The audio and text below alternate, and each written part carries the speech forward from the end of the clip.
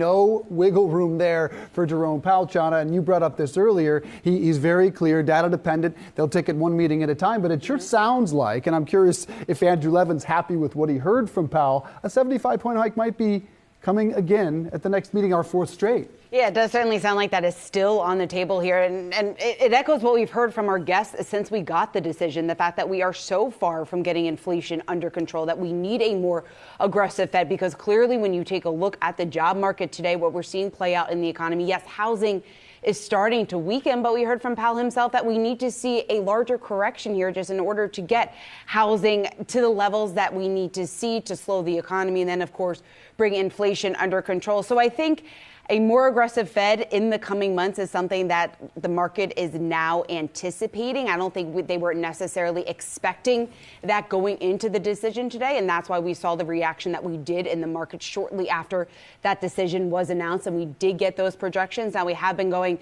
kind of searching for direction the past hour or so, with now all three of the major averages in the red as we head into the final 30 minutes of trading. But Rochelle, Wall Street now, I guess, really just trying to figure out, when we take a look at how aggressive the Fed is and the hawkish stance that Powell had reiterated time and time again during the press conference, just what exactly that means here in the coming months and exactly how painful that's going to be for the economy.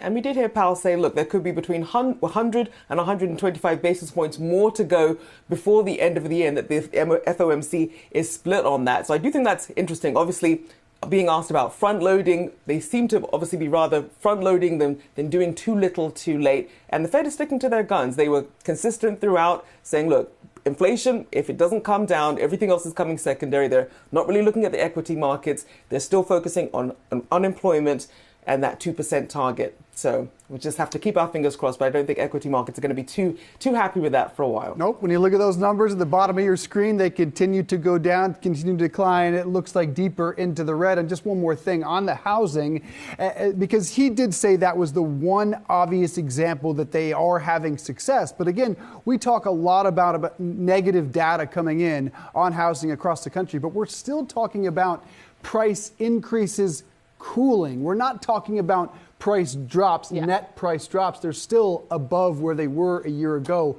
We're a long way in terms of housing from what Jerome Powell wants to see. And that's without even talking about rent.